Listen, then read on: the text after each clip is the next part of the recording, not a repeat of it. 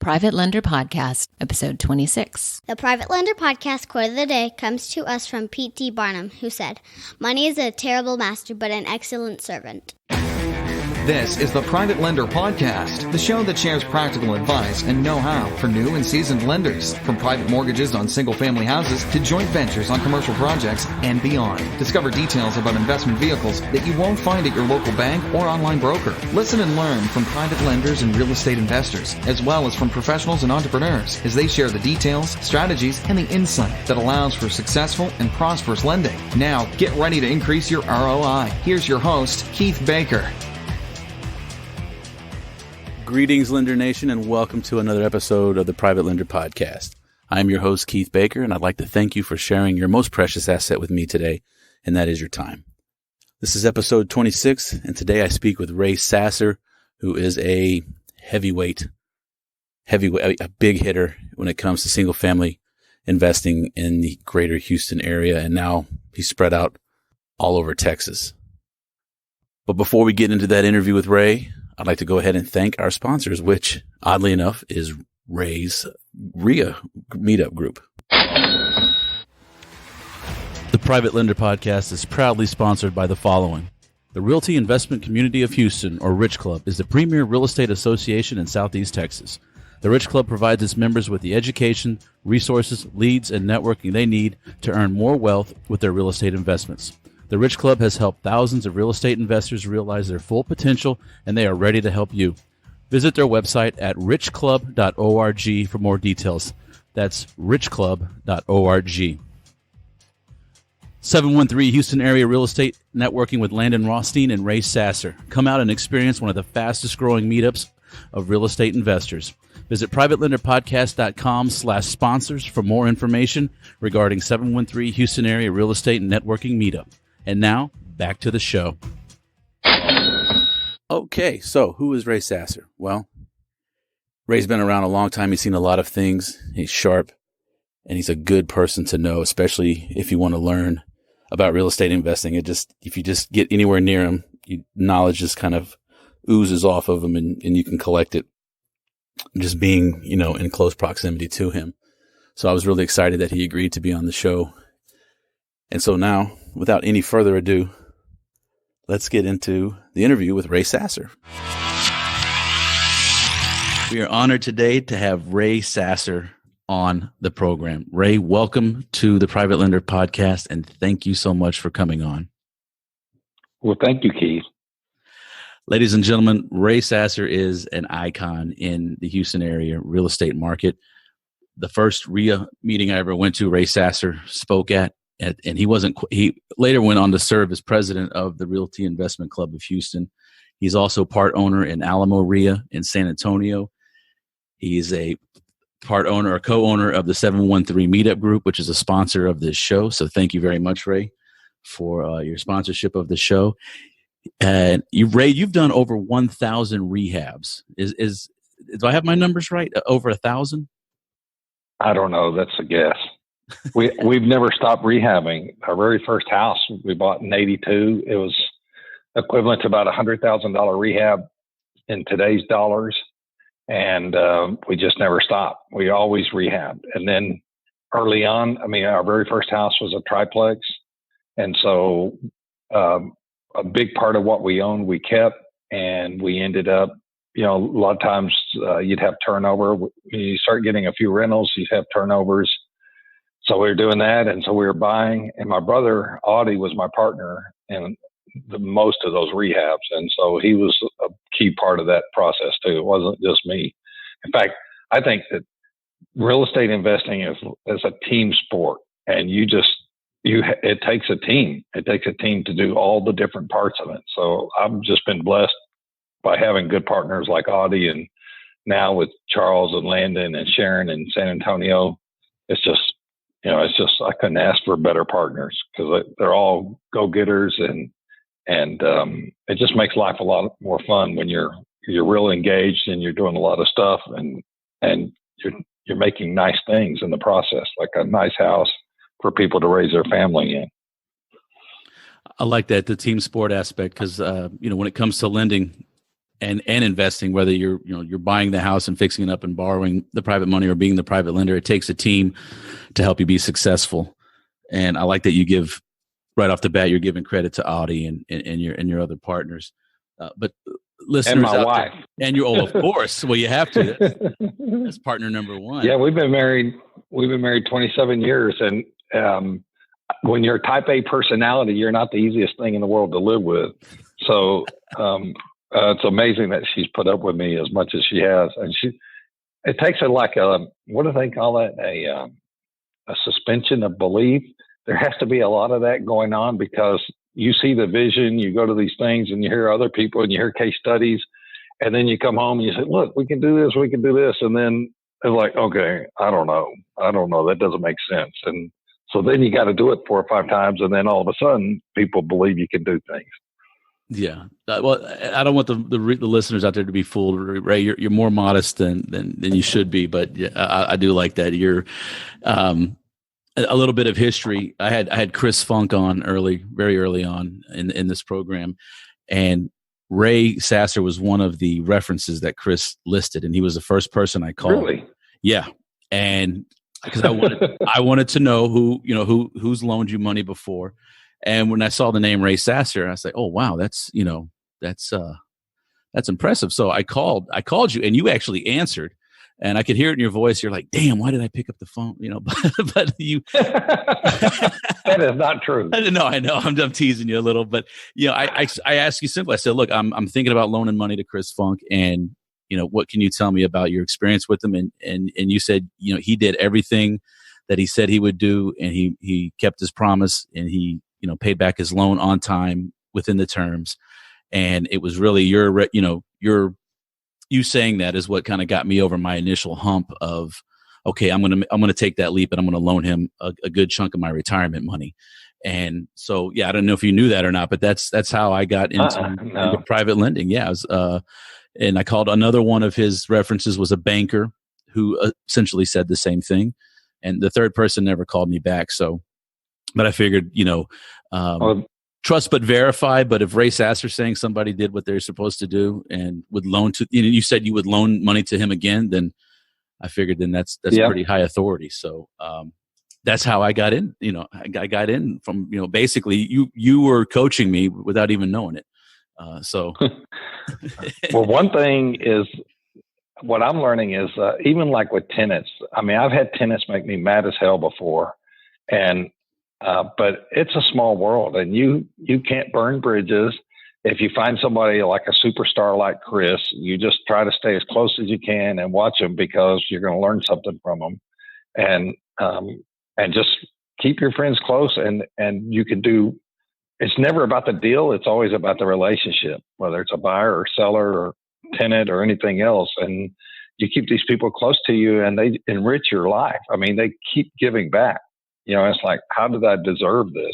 What did I do to make this happen? Because these people, they got your back, and you can pick up the phone if they have special talent.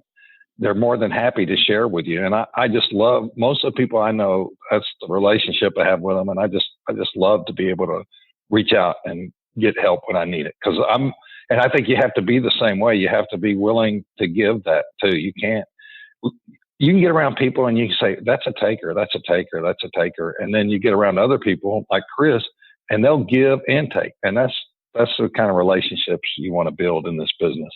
And that holds true with private lenders and borrowers. I've heard private lenders say really mean things about borrowers, and it's the borrowers that make this merry-go-round go around. They're out there they're buying it. They're taking a gamble. They're working late at night. They're making mistakes. They're struggling. They're losing money. They're having to sell it. They're making all these pieces work. And then you get these private lenders, not all of them, and probably not even most of them, but some of them, it's like they have a disdain for the borrower. And it's like, no, you can't do that. If the borrower doesn't have the tools or the skill to perform like you think he should, first of all, that's kind of on you because you didn't evaluate that right. And then secondly, it's your responsibility to pull him up and make him better. I'm assuming he's a that borrower is a good person and not a crook or a thug. But we have a responsibility to make all the people around us better. And that borrower, if you're a private lender, he's either going to bring you into more deals, give you more opportunities, or borrow more money. So it's a win-win proposition. Couldn't agree more. And like you said, it's win-win. And just because a borrower stumbles, not every deal is going to go 100% smooth. And it's incredibly hard. Yeah, and my mom has always said the road to hell is paved with good intentions. So I always keep that in mind when I'm looking at a borrower. But yeah, I like that attitude. I'm not saying go lenient and not foreclose on somebody if they're not performing as agreed. But there's a nice balance. Like you said, it's not about the deal; it's about the relationship. Because what I liked about private lending is, unfortunately, I jest when I say unfortunately, I have a job that I actually like, and it pays me a really good salary and gives me some nice benefits, but it precludes me from being out in the field every day at houses, and trying to chase down the gas company so they can turn on the pilot lights and the furnace and everything. So private lending for me is a great way to still be involved, and it's a great gateway because maybe I'm only making 7 or 8% on a loan the first time I loan to somebody like yourself or Chris Funk or another investor. But as time goes on, you build that relationship, and then it becomes, well, instead of just doing a loan, why don't we just JV on this deal? Why don't we joint venture? And instead of creating a loan, we'll just create a piece of that private lender will buy a piece of the LLC, for example, and it just builds. All great things are accomplished by standing on the shoulders of giants, and I don't think it's any different for real estate and private lending. To be able to start off with just loans, and then on a single family, and then years later you could be buying apartment complexes or commercial buildings, if you wanted to go that route. And it's all through those relationships and listening. Yeah, because those people are out there, they're learning in real time, and they're growing and they're getting better. And those people end up being your friends. They're the ones that can help you do things.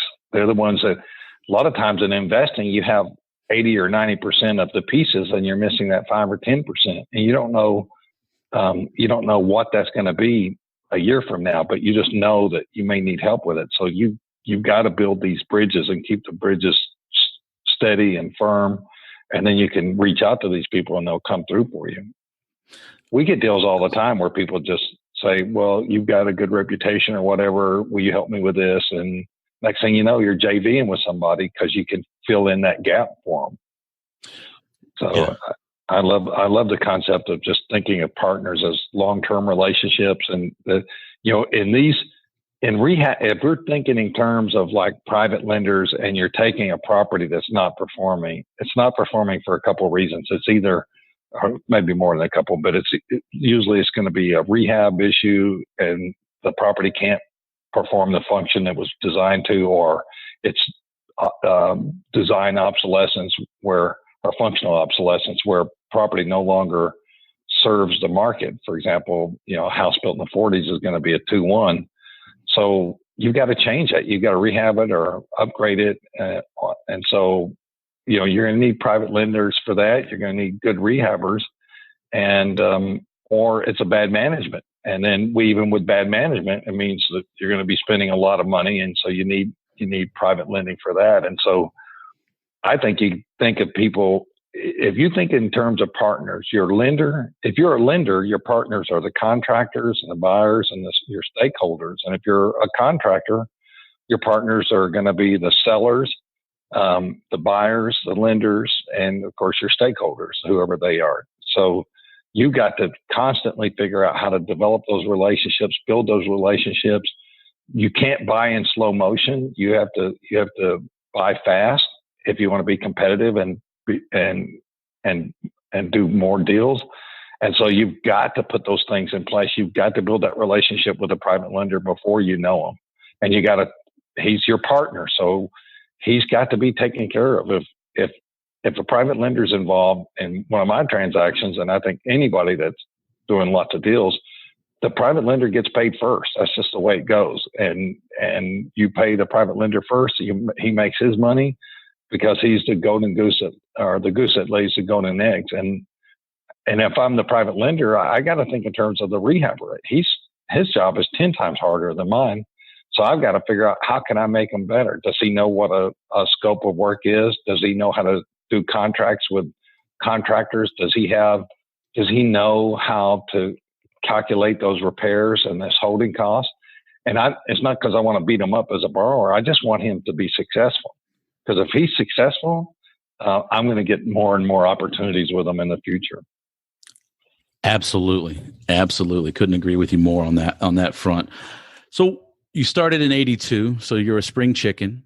Obviously, you didn't make it. Yeah. You didn't. My birthday's Saturday. I'm going to be 62. You're welcome to come over. Really? Saturday? Yeah. Okay. Yeah. 60. We do our wholesale. Landon and I and Simon Nguyen have a wholesale class on Saturday, but after that, I think I'm going to try to get Simon and Landon and a couple other people to come over. So you should come over. There's going to be adult beverages and that kind of stuff, and food. Did you say adult beverages? Yes. I'll see if I can't stop by. Okay, well, happy birthday! But so I'm assuming you don't get to. And by the way, I got 3 empty bedrooms upstairs, so you're welcome to spend the night if you're not able to drive home. Are you suggesting that I may over imbibe? I don't know. I have a tendency to overdo everything. So if you're like me, yeah, you probably will. That's a safe bet, Mr. Sasser. But I appreciate that.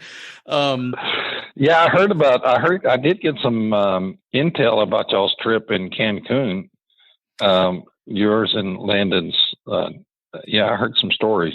Yeah, that was fun. We did the vacation with Mitch Steven down in Cancun, and I was the only guy either smart enough or dumb enough to to take the whole family. Which the kids and the wife, they had a good time, and the kids got sunburned and everything else. Ooh. Well, that's what my kids love, the beach, and I'm a sun shunner. I'm very pale, so I tend to try to stay away from it all. But we.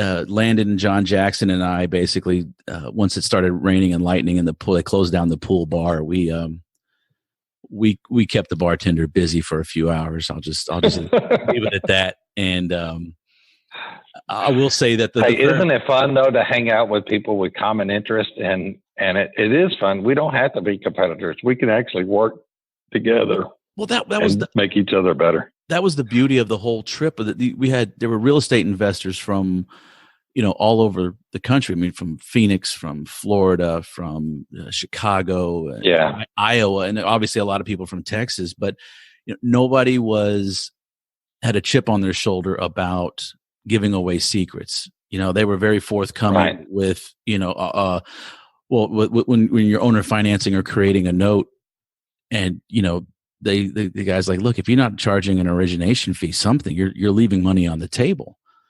And he's right, because the banks are going to charge it. Loan brokers are going to charge it.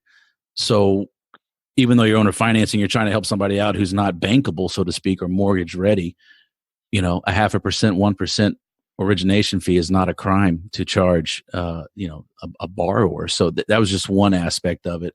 And then there was Connor Steinbrook. He has a podcast. I'm going to get him on here as well. I think it's Investor Army, and we were just talking shop about microphones and whatnot for the podcast, but also with deals and rehabs and, what Harvey did on the east side of town. And, Landon and I have a house that we sold owner finance that flooded from Harvey. And now we're having to take it back, unfortunately, but we gave the guy as much time as possible without, penalizing him. And because Harvey came through, but he's going to walk away from it now, and we're going to try to do a deed in lieu of foreclosure so that we don't have to hire the lawyer. And if he does that, I'm willing to help him, give him a couple of bucks to move out and leave the house in good condition so we can sell it again. But it was Cancun, and I'm going to have it's a great little prelude because I am going to have some episodes. I did some interviews while I was in Cancun. I haven't listened to all of them. Most of them I was sober and coherent. So that's the guest may not have been, but at least I was. So I'm gonna put that out. But it was a really good time to just to network and to talk shop with people in a very casual environment. And even though there were gurus and coaches there, there's no sales pitch. Nobody's telling you to run to the back of the room with a credit card, for this limited time offer. Right. Just real easy going. And, I learned it's like having a seminar, and it was an all-inclusive hotel at the Hard Rock in Cancun, which is really not my style, but I'm not going to lie. It wasn't bad. The food was pretty good. The whiskey was really good. It was nice. So I can't. Yeah, I don't do good in those environments where it's all inclusive. That's not a good matchup for me. Yeah. Oh, you got to go next year. Come on. Well, so you got started off. What were you doing in 1982 when you did your first? I assume you had a day job back then. What were you doing? I got I joined the service when I was 17. I got out when I was 21. And then I went to work for Burroughs, which was a mainframe company. And so we would work on mainframes, repair them and support them. And I did that from, I guess, 78 to 88. And so I bought that house in 82. We finished it in 83. And then Audie and I went on and bought several more houses up until 88. And then in 88, Burroughs was shrinking. So they gave packages to anybody that was willing to take a voluntary layoff. And I took it. And so I got some severance pay and stuff like that. And I thought, well, that's a lot better than getting laid off. So I took it. And then up to that point, Audie and I were holding houses. And then at that point, we immediately started flipping houses. And then a year later, his wife quit his job, and she was our bookkeeper. And then a year later, Audie quit his job. And so 2 years after that, we had everybody had gone from that to buying and fixing up houses and managing our rental properties and that stuff. And then I guess, I don't know when that was, maybe 5 or 6 years later, Jan and I got married. So then all four, and she had a job and kept that for 2 or 3 years. And then she quit her job and started working. She would do like the bookkeeping, or not the bookkeeping, but the insurance and taxes and that kind of stuff. And also some of the listings. And so the four of us pretty much were partners up until, I guess, 6 or 7 years ago. And then, our family dynamics have kind of changed, and we still own a lot of real estate together, but then, we were also doing stuff independently too. And so we kind of went our own direction, although we're still partners on a lot of things. And so that's what we've done. We've had, you've said like the 1,000 rehabs. It's probably pretty accurate. We had, I've had one crew, which is a 3-man crew. We had worked for us for 18 years. I had another guy work for us every day for 12 years. I mean, there were years where we never missed a day of work on some rehab somewhere. And one of the things we did real early on is we ended up with some small apartments, and then we did a lot of major rehabs like fire damage and stuff like that. And that always allowed us to keep people busy. And so if we say we had a huge fire damage house going on, or say apartments, we always had the contractors close to us to where we could get those guys to go over and do this 2-week rehab or 3-week rehab. And so it's been pretty good. And then, there wasn't hard money and there wasn't private money when I started. And so if you're starting now as an investor, with the way technology is, the way leads are, in some ways it's bad just because it's more accessible, data is more accessible. But this idea that you need money to get started, you don't need money to get started in real estate. You just need to have a good plan, and you got to be committed and just get an outcome that you're supposed to get. And I mean, in my opinion, it's never been easier to be successful doing real estate. And now that, there's the information, just understanding what you're supposed to do and how you're supposed to do it. You don't have to invent that. That's already been pretty well documented. I mean, just like with your podcast, having this technology available and having anybody able to dial in and listen to somebody that's done, a lot of anything, that's worth its weight in gold. Agreed. I never thought I would ever have a podcast. I I mean, I remember when I was in high school, my dad bought a VHS camera so that my sister started her family. He wanted to videotape the grandkids. And so, we took it and I did my senior English, project with the VHS and sat there and spliced it all together. And, now oh my gosh. Oh yeah. And then now I'm like, I'm telling the kids to go upstairs and be quiet because, daddy's going to record. And I'm basically in the den with a microphone and a computer. And it took me, I could have done it quicker, but from idea to kickoff was a little over 90 days. And I could have done it quicker, but, I'm kind of stubborn, and I had to learn a few things the hard way to get to that. When I was doing the market report, I would look in 2007. The real estate market pretty much crashed, and we survived because we had equity in houses, and we didn't have a lot of cash flow. But this flipping option just disappeared, and so at that time, a big percentage of the hard money lenders disappeared overnight. A big percentage of the wholesalers disappeared overnight. And like Jack Miller once said to a guy in a room that I was in, he said, the guys that are flipping and the guys that are wholesaling, they're not here anymore. They're gone. And every time we have a cycle, they go. When the builders go, they go.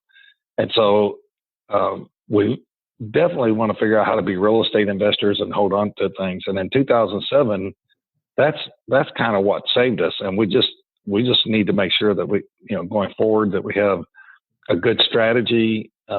We have something that we never had before. And like I said, when I was doing those market reports, I didn't realize this, but I knew that I had to become smarter at what was going on with the market and where to spend my time and energy. And one of the data points we pulled up doing the market report, and I don't know if this is common knowledge or if you talk about it in some of your other podcasts, but banking is changing. Banking is dramatically changing. And we looked at the data, and there's statistics out there, and it shows how much banking is moving from the professional institutional lender to the mom and pop lender. And you look at how many trillions of dollars are sitting into self-directed IRAs and Roth IRAs and 401ks, self-directed 401ks, and defined pension plans. You look at that and you think, this world's changing. And so like you doing a podcast on this subject, it's really needed because these mom and pop investors, they're not stupid. And all of us live in a house, for example. So we all know what a good house is supposed to be. We all know when it looks right and smells right and sounds right. And we kind of all know how to figure out what the values are. So this idea that private lending is now available to the masses is just, it's there. And as long as you do the basic things in your due diligence, you figure out how to vet your contractors and you know that they know what they're doing, or at least you give them tools and show them how to do what they need to know. And you get your ARV right, and you get your title insurance right, you get your casualty insurance right, and do your LTVs right, your loan to values. We don't need these guys anymore. We don't need the bankers driving the $80,000 BMW, making the majority of the interest on our money. This is something that's accessible to all of us now. It's really a wonderful thing, and it's not going to lessen. It's going to grow. Yeah, exactly. That's the whole purpose of this podcast is to bring awareness to people. Number one. Number two is to help them learn how to lend and to vet deals and to vet borrowers successfly and, mitigate the risk in there. And he talked about, getting the ARV, the after repaired value, the loan to value, the insurance, all that, goes in and part of the lender's team is, having the insurance agents, the title agents, and, brokers or I should say agents or some type of access, but even you really don't even have to have MLS access anymore to get a fair idea of what something is worth. But I couldn't agree with you more. Things are changing. We're living in fascinating times, and the banking industry is just one of the things that is changing. But I want something you said earlier when you said when you started off there weren't private lenders and there weren't hard money lenders. So I'm curious, how did you finance your deals early on in the 80s when you were getting started? we would borrow money from the community banks. We had a little money when I quit working for Burroughs. I had like $30,000 in the bank, and I was single, and I could live in a car. I'm fine with that. Well, I'm not, maybe not fine, but I don't need high expenses to survive. I mean, I'm just fine eating.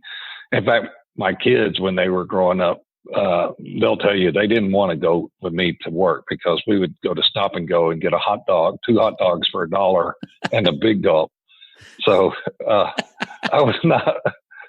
You don't want to go to lunch with me if you're expecting a good lunch. So, but so I was kind of frugal, and I knew I could last a couple of years on $30,000, and so it was just a question of getting money for deals. And we would either partner with people, or we would borrow money from like the community bank. We had a pretty good relationship with the community banks, and I'm a big fan of community banks just because they're local. They listen to you. Now, I don't know how much y'all know about it, but when I started, the RTC, real estate market in '82, the interest rates were extremely high. Mm-hmm. So we would get money and buy a house. We would turn around and sell it on owner finance, and then we would turn around and sell that note to somebody like Metropolitan Mortgage, which was $1 billion company at the time, and they were buying these notes at discounts. And it's something we talk about sometimes, like if we do a 2 or 3 day class with our students. But what we do is show you how to calculate these yields. So if you're a lender, how you loan money, what your leverage is, all that stuff, you need to be able to figure out how to put that in a calculator or a spreadsheet and look at your yields and go through some what if scenarios and say, hey, if I do it like this, my yield's 14%. If I do it like this, it's 7%. So you need to be able to compare apples and oranges. But I mean, I was the rehabber on the other end of that equation. I wasn't the guy playing the money game. I was playing the rehab game. And we would buy the house for, say, 50 cents on the dollar. We'd turn around and owner finance it for 100 cents on the dollar and maybe get 10% down. So say the loan was at 90%, then we would sell that to Metropolitan at 75 or 80%. Sometimes we'd do what's called a partial, where we would sell them. There's a thing as a note buyer called ITV, investment to value. They can't, if you're smart, you don't want to go over what the investment to the value is. And so they were limited by those numbers. And so they would decide, hey, on this house, I can loan you $30,000 or $50,000, not loan you, but buy $50,000 worth of your income stream. And then we would take that money and we'd make a little profit on it. And then we'd just go buy another house. And so that's how we did it when there was no money. But we also try to borrow from the community banks because we were pretty active even then. And so that's what we do. And then all of a sudden, there was a guy came along on the radio called Money Mortgage, and his name was Ted Murray. He's a real estate attorney, and he was the first hard money lender that I ever knew of. And I want to say early 90s. He was a hard money lender, and they would charge 10 points. I borrowed money from him either once or twice, and I said, I don't need to do business this bad to pay 10 points. 10 points. That was the going rate. Yeah. And so that was the going rate. And what was interesting with Money Mortgage, and this is my understanding of what happened. If you're out there and you're listening and you're an expert on Money Mortgage, then if I'm wrong, then correct me. But I did a couple of loans, but I learned early on is become friends with the lenders, because when a deal goes bad and you have a reputation of someone that can fix it, they'll turn it over to you. They're not interested in making a profit. They just don't want to lose any more money. And so over the years, I've bought lots of properties from hard money lenders and some from private lenders. And I don't even go in there trying to beat the hard money lender up or private lender. I just say, if I can help you, I'll help you. Here's what I think you should do. If not, then sell it to me. If you're going to sell it to anybody, sell it to me, and as long as the numbers make sense. I've had lenders, hard money lenders, some that all of us know, actually they'll take a house back and then they'll turn it over to me, and then I finance it on brother-in-law terms because they just want that property performing again, and they don't want to take a bath on selling it, at a real cheap price. So they'll end up giving us good finance terms. But anyway, to go back with money mortgage, yeah, we did a couple points, and then I said, Ted, I can't afford to pay this anymore. And he didn't need me because he had people standing in line to borrow money from him because it was kind of new. He was, as far as I know, he was the only person doing it. Well, there was another company I never did business with called Golden Mortgage. And they had a reputation for loaning money, and they charged quite a few points. But with Ted, we ended up buying 3 or 4 properties from them. And what happened with them, and this is my understanding, in 2001, they had a program. They had so many people standing in line to broker their money for them. They created a quick refund or a quick buyout. In other words, hey, Keith, if you want to put $100,000 up with our company, we will guarantee that we'll return that money to you in a certain amount of time. And I heard somebody say 3 days. I don't know if it's true or not. So their lenders, they were guaranteeing that. And then on the other end, they started getting into bigger and bigger deals. And so they started doing small apartment complexes, large apartment complexes, industrial stuff. And then they started getting into development. And if you know anything about development, first of all, it's not a sure thing. And secondly, it doesn't happen overnight. And there's not real value there until it turns into whatever it's supposed to be. And if they're tearing the dirt up and doing engineering on the dirt, there really isn't that value there until they actually get something done with it. They got to finish whatever phase they're at in order for that to have value. Right. And when 9/11 hit, a big percentage, and it might only have been 5% or 10%, they demanded their money back. And from my understanding, money mortgage couldn't give them their money back because they just had too many projects going on. They were doing some developments and stuff like that. Right. Not them, but their borrowers. And they got stuck. And as a lender or a borrower, at some point, if you're a borrower, and this is just a guess on my part, but I've seen it in other instances. If you're a borrower and there's enough money at stake, you're going to try to collect your money before somebody else does. And so if you're smart, you're probably going to be real aggressive if you find somebody's in trouble and you want to try to get your money before they do. You better be dotting all your I's and crossing all your T's because you could get in trouble if you're that lender. So, and that's exactly what happened. He got in trouble because, like in anything, you can't always dot every I and cross every T. Right. So you just have to be, as a lender, you just have to be careful.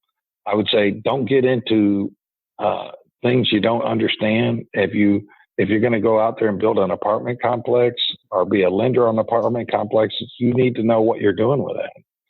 The advantages of doing houses is the data is so accessible on houses. I mean, it's very easy if you know what you're doing to either have somebody on your team give you reliable comps. It's very easy to get a reliable estimate of repairs. It's very easy to work with people who have track records. And so, just stay with what you know and don't grow too big or too fast as a private lender because you can get in big trouble fast. No, absolutely. I mean, and I say with first timers, my first loan was to Chris Funk, had a great stellar reputation. I recommend people when I see at Rich Club or whatever, and they say, yeah, I want to partner with somebody. I said, well, there's Ray, there's Linda, there's Landon, there's, all these people who have several dozens of deals under their belts. They know what they're doing. Not now, do they lose money from time to time? Maybe. No deal's ever perfect, but starting off, don't go to your brother-in-law who says, you know what, I think I'm going to flip a house. I've never done it. I stay away from that. I mean, on several fronts, but if somebody's new, I always tell them, if you're new and a new rehabber or a new landlord wants to come to borrow your money, tell them to go to a hard money lender, because that's what they're there for. Let that hard money lender walk them through the process. And as a new private lender, I say, go find people who are experienced and, accept. Right. If it means accepting only 6%, 7%, take it. but watch what they do, learn from them, and I told you learn so much so fast. Exactly. You just get involved in these deals and you just be shocked at how fast you learn this stuff. Yeah. And then the next thing you know, you're spitting out, you're kind of regurgitating some knowledge, and it surprises you. It's like, oh, wait a minute, I did learn something here. Like it's just not, not coming from a seminar or the 2 a.m. Tax auction, stuff for $20. Yeah. I mean, it's you can, and then expand from there. Just grow slowly. Don't bite big chunks. So you, like a first time rehabber, a lot of times people will say, they'll start telling you about deals and they're fixing to do $100,000 rehab. And like I tell them, you're not capable of doing a $100,000 rehab. You don't know how to estimate it. You don't know. We had a deal where a wholesaler wholesaled this house to a guy, and it's a good friend of mine, and he's totally ethical, did everything by the books. I mean, the values were there. He told me the numbers, and he said, look, the rehabber's getting in trouble. Can you just go by as a favor and just evaluate what's going on, see if you can help the rehabber out. He's willing to do anything. He's in a hole and he can't get out. So I drove over there, and the rehabber, it was $100,000 rehab. He was an engineer. So he's one of those kind of guys that, if he doesn't know how to do something. Yeah.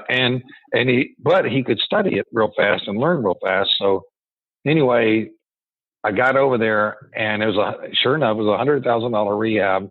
He'd spent about $80,000 at that point, and he got about $30,000 worth of work done. Oh, and I said, how are you going to get out of this? Because you're like $50,000 upside down, and you still have like $70,000 in rehab to do. And then we went through there, basically item by item, and said, well, what'd you pay for that? And I said, well, it isn't $350 for the going rate for that work. It's $1.25 for the going rate. And that's what you should have been paying. And so like, if you get in a $15,000 rehab, or you're a lender or a borrower, and it's a $15,000 rehab and you're out by, 20%, you can eat it and you can make it. But if it's a $100,000 rehab and you're out by 20%, you're going to go under. And in that particular case, I couldn't even get a word in edgewise because the guy knew everything. And I just said, well, I don't know what I can do to help you. I mean, these are what I'm paying. I've been paying. This is the going rate. You need to look at that. And that's how you should be when you're working with your contractor. Don't use their contract. Make sure their scope of work is done and clear. Make sure that you know exactly where they're supposed to be when you do draws. If they're supposed to have this stuff done when that draw's done, then have somebody like a Kevin Smith who's inspected, God knows, 15,000 houses. Kevin knows what he's looking at. And there's other people too, but get somebody on your team as a rehabber or private lender, and don't ever get upside down. And I get upside down all the time, but there's two things when I get upside down. One, it's a knockdown, drag out fight. And two, it's usually not by very much. And that's what saves me. But when you get upside down with big numbers, you're in big trouble. Yeah, absolutely. I mean, it's something you have to be careful for. And that's why I appreciate you coming on the show and talking about these topics, because you can lose money. And, I always say that, with real estate, it doesn't always go to zero like a stock can, but you can lose money. And the first thing I like to teach people or tell people, the most important rule to private lending is ROI, return of investment. Then you can talk about how much money you're going to make and, the return on your investment, but get that money back first, that principal amount back first and foremost. But okay. So you started through, had some money on your own. You borrowed from. Hey, Keith, can I add something real quick to that? Oh, sure. So there's two guys when we started.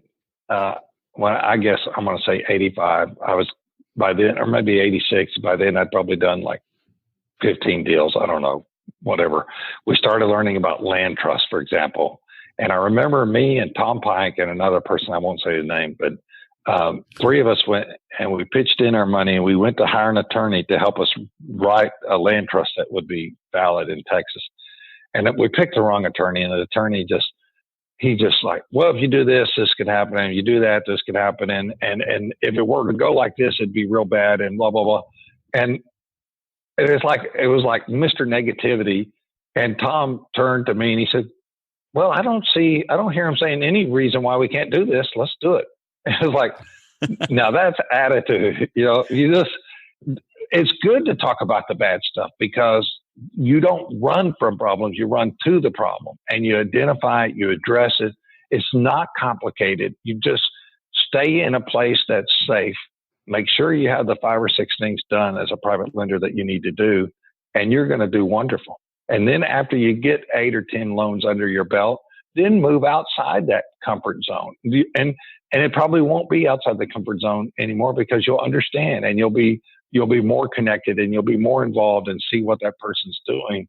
And I'd say, like, if you're my private lender and you want to know anything I'm doing, my phone's open to you at all times. I want you to be successful. I want you to make lots of money. And I don't need to beat you up because if I take care of you, you're going to take care of me. Absolutely. Absolutely. And I love that attitude. And that's why you're successful. One of the many reasons why you're successful, but you take care of your private money. You treat, their money is your money. And, it's kind of a graphic saying, but I want a borrower who would cut their own throat to make sure I get my money back first, because I will loan to them again, if they take care of me. And, after they get out of the hospital and get a few stitches, but I'll loan to them again, and there's lots of people that will do that. Yeah. You just got to find good people. Exactly. So how did you get introduced into private money and borrowing from private lenders? You mentioned Tom Murray, that the hard money lender back in the 90s in the community banks. But how did you get? When did private lending come into your world and onto your radar? I can't even think of the first private loan that we did. It was probably in most of the time we borrowed private money. It's been around friends and people that I know. You make friends at these REIA groups and stuff like that. One of the things that, like with our students, they think, oh, it's all about getting the deals and stuff. But if you're serious about becoming an investor, there's 2 things that you need to start working on immediately. And that's nurturing and building private lenders, and nurturing and building a lead machine where you can get leads. And if you can put those 2 things together, you're gonna make deals. And then as you get better, the deals will get better.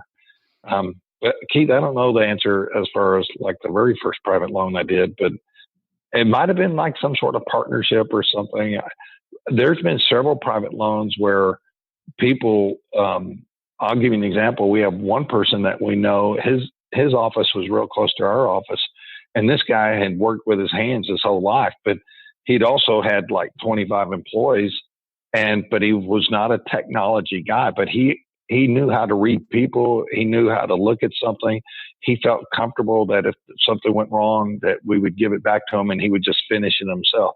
So that particular private lender, I would give him numbers and information, and you could just see his eyes glaze over. It's like, I don't, Ray, you're a good guy. I don't care. Just do it.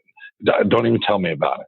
And he would literally go to the bank and hand you the money. I said, no, you can't do it like that, Robert. You got to get a note and you got to get a deed of trust. I can get hit by a bus, and if you're not secured, or I could file bankruptcy. If you're not secured, you can't even get them. You can't even get your money back. And so you have to build the rapport and you have to build the trust.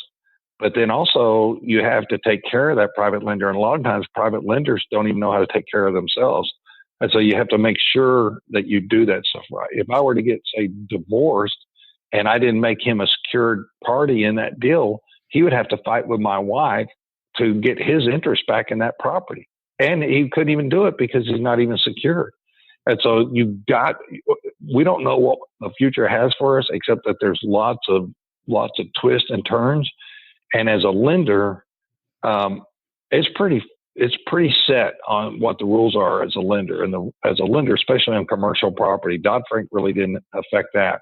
As a lender on commercial property, you just got to make sure, and we can go through it real quick. You got to make sure that you have a promissory note that says what it's supposed to say.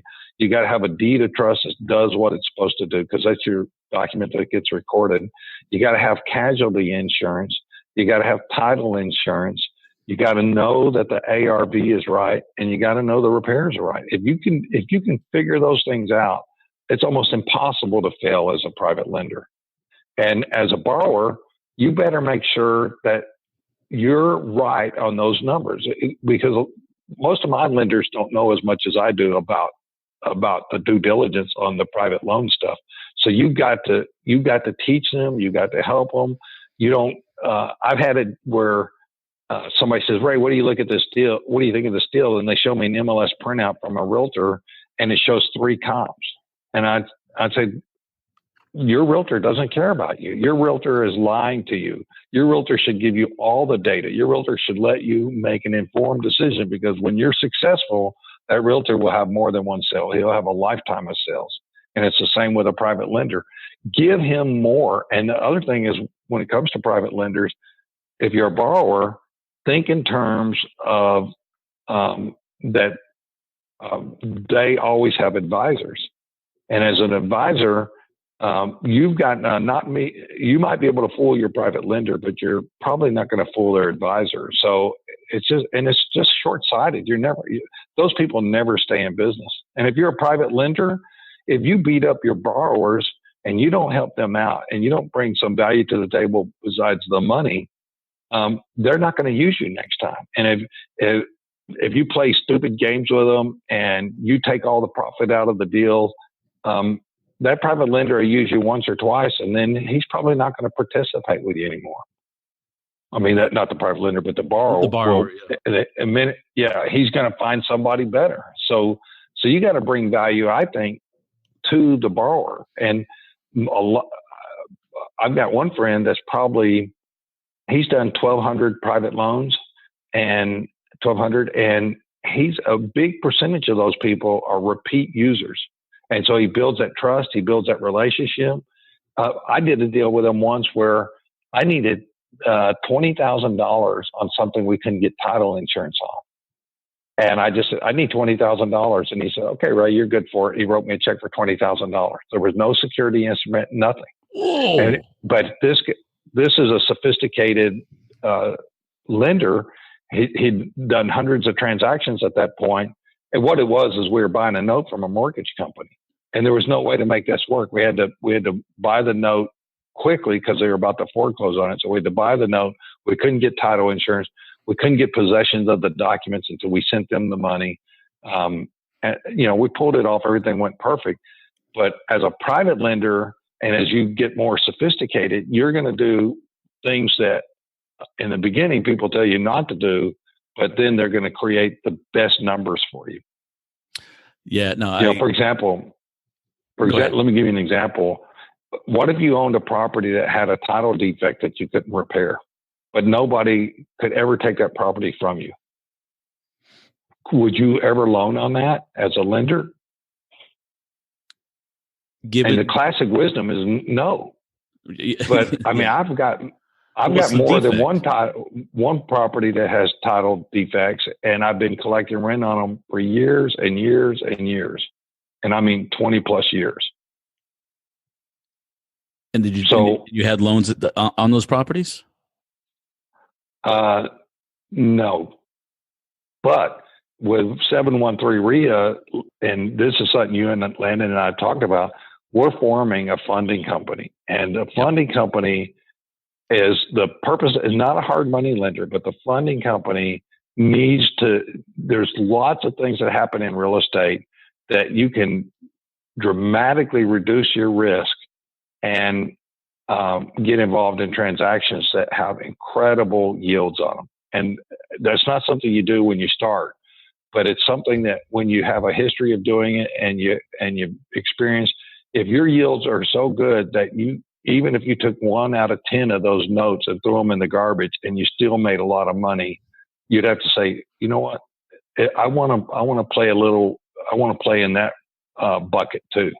Sure. The first time I had that thought in my head, my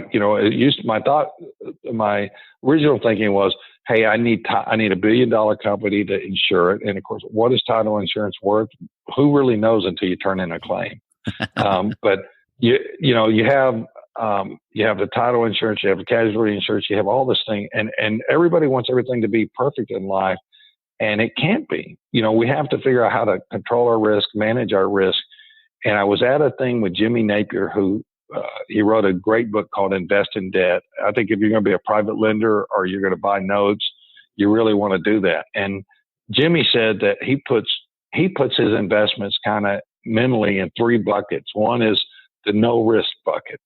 Then he's got the medium risk or low risk, and then he's got the high risk. And he said, I make a lot more money with all my losses included in the high risk bucket because I know how to control and manage my risk. And as you get more sophisticated, just like you said, we're going to do a deed in lieu of foreclosure. Well, when you say that, you're taking a position that I'm going to go in there and personally manage this. I'm going to talk with the people. I'm going to buy my way out of it. That's getting into some pretty sophisticated strategies right there, but you're staying in it. But you're also increasing your yield dramatically than if you force a foreclosure, then the guy potentially could file bankruptcy. Your yield's going to go down. So you're saying, I'm going to pay a little more upfront, maybe counsel with a person and try to make this work. And so Jimmy said it's the three bucket concept. And that third bucket is on the high risk stuff, the things like, say, wraparounds and subject tos, that almost like a subject to almost never gets called, but it could get called. But if you have a plan of let's say you just had to throw that away. You had to throw that deal away and you lost your $20,000 that you had in it, but your yield is in the 30-40% range. How many of these 30-40% deals do you have to do before you can willingly throw away, not willingly, but throw away some of these things and still have good yields? Yeah. And so as a private lender, you have to get started. And I say start with the simple stuff, but as your level of sophistication goes up, you're going to find you're doing things that maybe other people wouldn't do, but because you've now done them and you've got close friends that are doing similar things because you're part of a bigger network than just yourself, you're going to say, sure, I'm willing to take that risk. I'm willing to take that risk because my yield is so high. Yeah, and I've noticed as I get into investing and lending, my circle of friends changes, and they also become more and more sophisticated. So I have a support network, people that I can ask questions to. Have you done this before? How did it work out? And when I was a landlord and I had a tenant file bankruptcy, I called all my landlord friends. How do I deal with this? This guy's going to. That happened to me too. Yeah. This guy got 5 months of free rent. Wait, you're a tenant. You're a tenant. You can't file bankruptcy. That's what I thought. But they can. But apparently, there's a federal judge that told me no, he can file, and you're going to have to wait. Yeah. Well, I had a tenant file. I filed an eviction against a tenant, and they filed in federal court for a stay of execution because he's a vet. And so you got to have good friends. That's the whole thing of 713 REIA. I've always been a part of a REIA. It's always done me right because in that room, when we'll have a couple hundred people at our meeting a lot of times. In that room, there's always experts. And in fact, when that happened, I said, anybody ever run across this? And a guy stands up and he says, yes, I'm an attorney and I'm registered to represent people in federal court, and I know exactly what to do in your case. I said, okay, don't leave this room until I get off the stage and I can talk to you. And that's what it takes. I mean, you just hang out with people that are doing things and you'll see what works and what doesn't work. There's so many ways a private lender to do JVs and to increase their yields and to protect themselves. The sooner you get in, the sooner you'll have this under your belt, and the more fun it'll become. Absolutely, it's a fascinating field of investment, to say the least. But I've got to go back. I want to go down a rabbit hole because you asked, a title defect. You have a property with a title defect, but nobody can ever take it away from you. So what is an example of a title defect that on the house that you own? It's obviously cash flowing pretty well. And if it has a title defect, I'm imagining you're getting it for far under 50 cents on the dollar, which increases your yield substantially and your return on investment. an incredible amount. But what type of title defects were you? There's all kinds. Yeah, there's all kinds of defects. There's defects where we had a property where it was one of our students. It's kind of complicated, but there were 3 properties contiguous right next to each other, and the seller signed the deeds, and there were 2 sellers on the deeds. It was like a husband and wife from 1950, and the husband didn't sign off on the middle property. They're long gone. Their heirs are gone, and nobody's made claim to that property. The person they sold it to since 1950 has been in possession of that property ever since 1950. Nobody's ever come back, never made a claim. Nobody ever is going to make a claim. And if we had to, we could go back and do adverse possession because we did have color of title. But why do that? I mean, if you want to market it one day and sell it, then sure, then you can do that. But this particular one, the first property that we bought with a title defect, the person I met the 2 brothers, and they're like in their 70s. And the one brother died. His only living relative, I met him in a restaurant, talking to him, good old boys, just hardworking. In fact, he was a World War II vet. And so I'm supposed to buy the property from him, and he died right before we bought the property. And I said, well, you just deed me your interest. We never even did an heirship affidavit, and he deeded my interest. And that was 1986. And I've been collecting $600 a month rent since 1986. I paid $5,000 for it. I don't know. You figure out the yield. I don't know what that equals. But if you came to me and you had that same fact position, and this is what the money bucket with 713 REIA is supposed to do. If you came to me with that same fact situation, I would say, hey, how much you need? Here's your $5,000. Do it. Yeah, I can see that. Definitely. And if you're a private lender, there's all kinds of things. Like if a guy's a wheeler dealer, you say, well, I'll give you that, but can you put some other kind of collateral up? It's easy. Sure. You can do a blanket mortgage. You can add another legal description. Hell, he could give you a jet ski or something. I mean, if it's that small amount of money, it doesn't have to be much. Or you could say, well, let's do a JV, and then I'll take a percentage of the deal to cover my risk, and you get the lion's share of it. There's a participation loan, but so there's lots of ways to make that stuff work. And so, in my opinion, you don't want to run from title problems. You want to become a title expert. You want to figure out how to make title work. Absolutely. We just closed a property, and I just bought a property in San Antonio for literally, what is 20,000 of 135? What percentage is that? I paid 20,000. It's supposed to be 135. So, and it's got a title problem, and I'm probably, in fact, it's almost like a lifetime, and it's a generational estate asset because my children could probably never sell it. Mm-hmm. And so they will be forced to rent that for their lives and their children's lives. You're going to force your children into being landlords. I like that. Yeah. and by the way, quick math. There's ways to sell it. But. Yeah. Quick math tells me that's about 15%.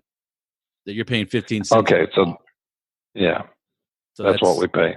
We got another situation in Corpus where the lady just refuses to sell us her half because psychologically she's emotionally drained on that property. Meanwhile, the state's going to take that property, so we're going to end up taking that property. We already got the deed from half owner, and we're going to take that property, and we're just going to fix it up. We'll have the half owner sign over her interest and sign a couple other documents for us, and we're going to take it. And that's a little bit riskier than normal on the title problems. But I sat down with that lady in Dallas. Let's see, it wasn't Dallas. It's somewhere north of San Antonio. I sat down with her for like 2 hours talking about how she's never going to sell that property. She's never going to sign a document on it. divorced her brain and mind from that property. She has no interest in it whatsoever. And she mentally walked away from it. And it was, she went through major trauma as a kid, and her sister stole a lot from her. She's not going to do anything to help her sister. So, so what do? You just let that property go back on a tax sale? There's so many things that you can do. And the bottom line is, if you can get some control of it, you may not be able to sell clear title on a property. So don't sell clear title. If you give a special warranty deed or general warranty deed, you'll have problems. But, so don't do that. That's title stuff. We're supposed to be talking about private lending. That's some pretty sophisticated. I did ask for it though. I did want to know about that. I fully take responsibility for that, because it's you said the conventional wisdom. I think the key is the bucket. Is a bucket in a private lender. Start out in the bucket where you get 6 to 10% yield, and then figure out how to move to the middle bucket and figure out how to move to the other bucket. Because maybe one of the smartest guys I've ever known in my life on real estate and notes said that's what you should do. So don't listen to me, listen to him. His name is Jimmy Napier. Jimmy Napier. Yeah, no, I agree. You crawl before you walk, and you walk before you run. So and pretty soon you're doing sprints. Yeah. Well, you are Mr. CrossFit. I'm going to throw you under the bus. There. Yeah. 61 years old, 62 years old this week, and still doing CrossFit. And I'm sprinting with 25-year-olds and 30-year-olds, and I can not keep up with them. I'm still sprinting. Hey, you're out there. You're doing more than I am, and more than what most people do. So I think it's great. Hey, can I tell you something about a sprint? Sure. Well, a sprint, if you don't know, a sprint is an all-out run, nothing back. You run so fast that you're not even sure you can get your other foot in front of you before you do a face plant. So a sprint is you give it all. Okay. And what's interesting is, like, when you're sprinting, like we'll do at CrossFit, we'll do like 10 sprints. We'll sprint for 100 yards, rest for a minute, sprint for 100 yards, rest for a minute. And what we do on those sprints is the first sprint will run like 50%. Everybody runs at 50%. And the second sprint, maybe 50 or 60%. Third sprint, 60, 70. Fourth or fifth sprint, about 80. And around the fifth or sixth sprint, we're running 100%. And I think that's, if you're going to be a private lender, that's what you should do. You should do the exact same thing. You should, and you will see that if you try to run a full force sprint on your first one, you will land on your face and mess up your face. So don't do that. But if you kind of loosen up and you got to get relaxed and you kind of learn what your expectations are and what's expected of you, before you know it, you can really run hard. And it's kind of neat. You can see that happen within about a 20-minute period when you're doing 10 sprints. But I think it's identical to everything we do in life. Is go easy. Don't push yourself. Don't get in a big hurry, and just do one or two. You'll learn probably 40% or 50% of everything you need to know on the first one. And then the second one, you'll be at 70 or 80%. And the third one, you'll probably be at 85 or 90%. And as long as you stay in a safe place, that's all you need to do. You don't have to be an expert on this stuff. You just got to get started. Just get started, stick with it, and your expertise will build as you work through. And hang out with other people that are doing the same thing. Well, that's it. Stephen Kaufman of Zeus Mortgage, who I know you know quite well. He has a phrase. Proximity is power. Knowledge is good, but proximity to people with knowledge is power. Yeah, and it's so true that So when my advice to people, whether they're investors or private lenders and newbies, go to the RIAs and just don't offer to take somebody out for coffee. Offer them something that they can use. If you can provide a service to somebody at a extreme discount or something for free, if it's for you, I would show up at 713 RIA and volunteer to help set up and whatnot, just to be around you, Landon, to hear the conversations, Charles and Simon about the wholesaling, for example. There are ways to, get closer to people and you're not just a taker. You like you said earlier in the show, in this episode, Right. you give, but you receive so much more back, and then you start to build your team. You build your circle of influence, your circle of friends, and so that if you are a landlord and that tenant does file bankruptcy, and wait, that I don't own the note. This is he can't file bankruptcy on a lease. And then, I have an eviction. I have a justice of the peace says I can evict this guy, and the federal judge says federal court trumps the justice of the peace, and you will cease and desist, and you have to let him I stay. know exactly what happens. The constable goes out there and says, "Oh, I can't do nothing." He filed bankruptcy, and that's it. You're done. That's it. Sorry, Mr. Landlord. So anyway, well, Ray, I hate to cut this short, but we've been going at this about an hour, and I'm just going to have you back on at some point in time, because you have dropped just a ton of golden nuggets here that I haven't been able to explore all of them. But just from the title defects, I love the sprint analogy for private lenders, and I liked also how you talked about how you treat private lenders, and I think a lot of borrowers need to hear that, because if somebody reaches out to you on Facebook. And they have a really good looking photo, and I can borrow from $5,000 to $1 million, or I can loan that much. You need to stay away. But private lending is about like you said, the relationships. Real estate investing is about those relationships. And I'm curious, but before we kind of close it down, any parting shots of wisdom that you can give somebody who wants to become a private lender? Maybe they got a good, they're an architect or an engineer, they got a good day job, but what kind of advice to get the ball rolling? What could you tell them? I think you got to believe in something before you can actually take action, and the only way you can believe in it is see it with your own eyes. So, Landon and I did that.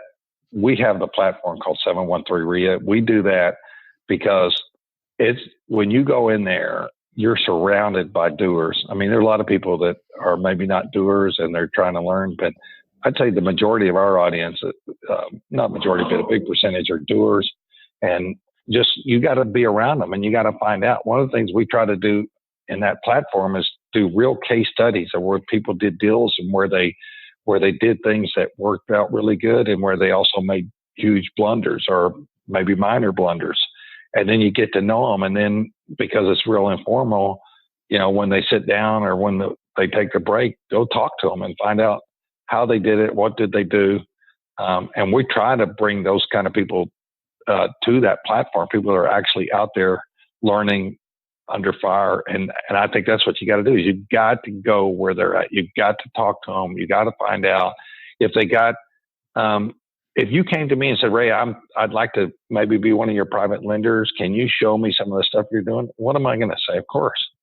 You never have enough money. So I'm going to say, yeah, we're going to be over at this house. I'm going to go buy this house today. Or our rehab crew starts over here. Come over here and just follow me and I'll show you exactly what they're doing. Landon and Simon would do the same thing. I'm sure you would too. Mm-hmm. And that's what you got to get. But I mean, it's like the law of reciprocity. You said, hey, I'm going to help you if you can show me how it makes sense. Well, of course I'm going to show you if I can. I mean, if there's any way I can get through to you, I will. Yeah. And that's, I mean, listeners, you can take that to the bank. I can't tell you how many times I've gotten emails from people or text messages. And the Woodlands, for example, is north of Houston, and Ray took one of his students had gotten had a deal on a very large house, and something that I didn't know because I grew up on the southwest side in the Sugar Land area. There's a lot of stucco in the Woodlands, and within 5 minutes of walking in and Ray kind of starting the class, your first question was, "This house is in the Woodlands. What's the condition of the stucco?" And lo and behold, there was an inspection, and your student had to go back and negotiate the price with the seller a little, to bring it down a little bit, because now all of a sudden that scope of work changed significantly. And, when you have a $600,000 home that you're purchasing at $300,000, 10% is a lot of money. That's a big swing.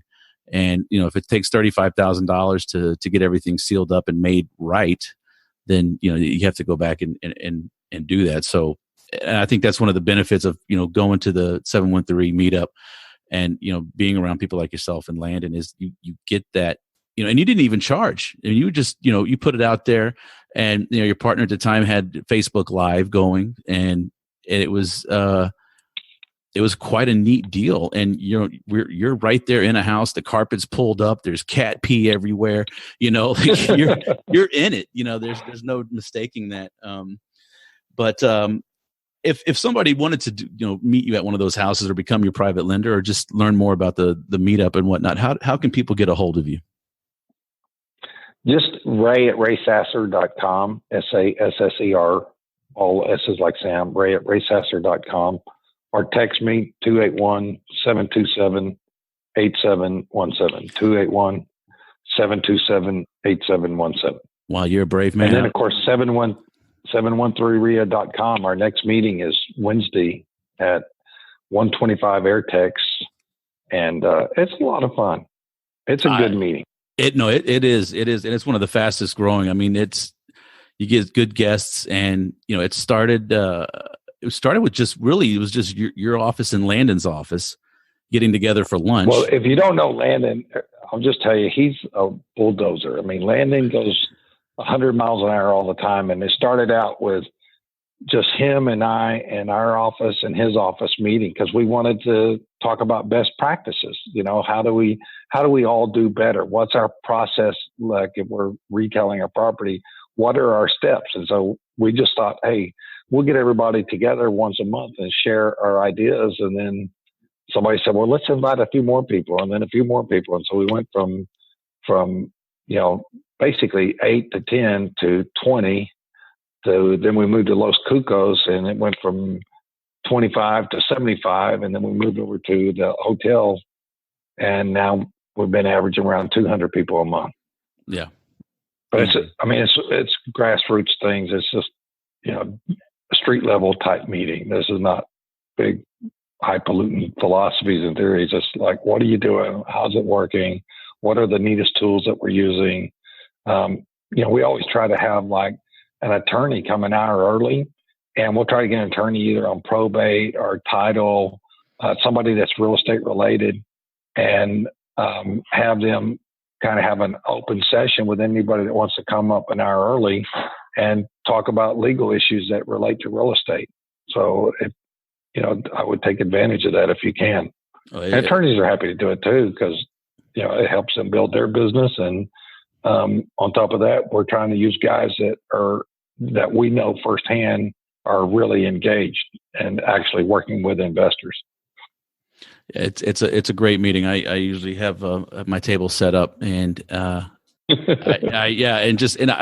try to get there early just so I can hear those, whether it be an attorney or lead generation, marketing, whatever the topic may be. It's definitely a good meeting to check out, and you can get all this information on the 713 REHA and how to contact Ray at the show notes at the privatelenderpodcast.com. And I want to throw in one last little jab at you. You're a brave man giving out your cell phone number for text messages on a podcast, so I hope it works out well for you in that regard. So, Ray, I want to thank you again. I appreciate you coming on. You've honored me today. Thank you, Keith. And I can't wait to have you. Well, thanks for asking me. I appreciate that. Absolutely. I can think of 4 or 5 more episodes we could record easily. So I will definitely be in touch. So take care. Take care. Bye. All right. That's going to do it. I'd like to thank Ray Sasser for coming on today's episode. And remember, you can go get all the contact information and information that was discussed during the episode today at the show notes page at the privatelenderpodcast.com. This will be episode 26. And don't forget that on August 25th and 26th, 2018, I'll be in Dallas at the Quest IRA Expo, the first of its kind. So come on out, say hello, and learn a ton of interesting things about self-directed IRAs that you might not have known about, and find out just how powerful they can be. I'll see you guys on the next episode, but until then, I wish you happy and prosperous lending and investing. Take care. Thanks so much for listening to this episode of Private Lender Podcast with your host, Keith Baker. For more great content and to stay up to date, visit privatelenderpodcast.com. If you enjoyed today's episode, please rate and review, and we'll catch you next time.